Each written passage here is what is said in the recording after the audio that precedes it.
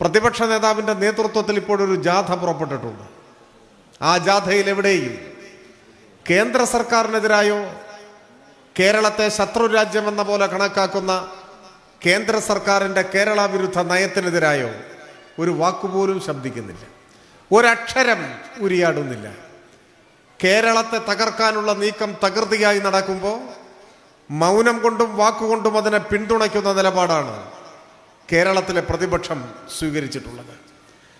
പ്രതിപക്ഷത്തെ സംബന്ധിച്ചിടത്തോളം വൻതോതിലുള്ള വ്യാജ പ്രചാരവേലയിലൂടെ പച്ചക്കള്ളം നിരന്തരം ആവർത്തിച്ച് പ്രചരിപ്പിച്ച് ജനങ്ങൾക്കിടയിൽ തെറ്റിദ്ധാരണയുണ്ടാക്കി കൊടും വർഗീയവാദികളുമായി സന്ധി ചെയ്ത് ഏതു വിധേനയും കേരളത്തിൽ നഷ്ടപ്പെട്ട അധികാരം തിരിച്ചു പിടിക്കുക എന്നതാണ് ഇപ്പോൾ കോൺഗ്രസ് ശ്രമിച്ചുകൊണ്ടിരിക്കുന്നത്. എന്തിനു വേണ്ടി? രാഷ്ട്രീയാധികാരം എന്നാൽ ജനങ്ങളുടെയും നാടിൻ്റെയും നന്മയ്ക്ക് വേണ്ടിയാവണം. ഏത് തെരഞ്ഞെടുപ്പിലും ഇടതുപക്ഷം ചർച്ച ചെയ്യുന്നത്, തദ്ദേശ തെരഞ്ഞെടുപ്പായാലും നിയമസഭാ തെരഞ്ഞെടുപ്പായാലും ഇടതുപക്ഷം ചർച്ച ചെയ്യാൻ ആഗ്രഹിക്കുന്നത് രണ്ട് വിഷയങ്ങളാണ്. ഒന്ന്, നാടിൻ്റെ വികസനം. രണ്ട്, ജനങ്ങളുടെ ക്ഷേമം. ഉത്തരവാദിത്വമുള്ള ഏത് രാഷ്ട്രീയ പ്രസ്ഥാനവും തെരഞ്ഞെടുപ്പിന്റെ രംഗത്ത് ചർച്ച ചെയ്യേണ്ടത് ഈ രണ്ടു കാര്യങ്ങളാണ്. നമ്മുടെ നാടിൻ്റെ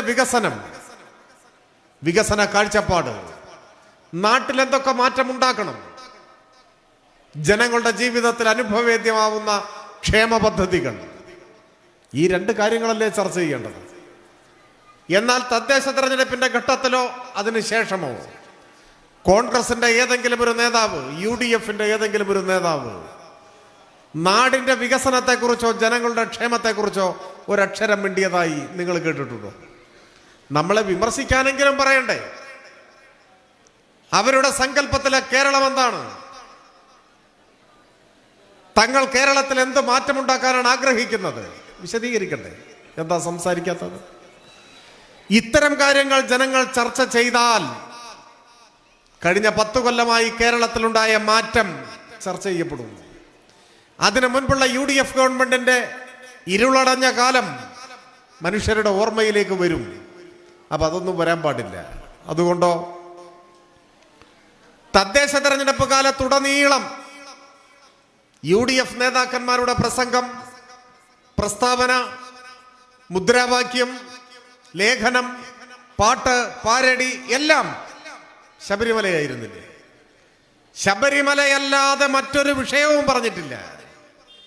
ശബരിമലയെക്കുറിച്ച് ചർച്ച ചെയ്യുന്നതിന് ഇടതുപക്ഷത്തിന് ഒരു വിപ്രതിപത്തിയുമില്ല. എന്തും ചർച്ച ചെയ്യട്ടെ. പക്ഷേ തദ്ദേശ തെരഞ്ഞെടുപ്പിലെങ്കിലും നാടിന്റെ വികസനം ചർച്ച ചെയ്തില്ലെങ്കിൽ ജനങ്ങളുടെ ജീവിതത്തിൽ അനിവാര്യമായും മാറ്റമുണ്ടാക്കേണ്ട ക്ഷേമ പദ്ധതികളെ കുറിച്ച് ചർച്ച ചെയ്തില്ലെങ്കിൽ പിന്നെ എവിടെയാണ് അത് ചർച്ച ചെയ്യപ്പെടുക? നമ്മുടെ നാടിന്റെ വികസന ആവശ്യങ്ങൾ, ജനങ്ങളുടെ ജീവിതത്തെ കുറച്ചുകൂടി മെച്ചപ്പെടുത്താൻ സഹായിക്കുന്ന ക്ഷേമ പദ്ധതികൾ, ഇതൊക്കെ വേറെ എവിടെ ചർച്ച ചെയ്യും?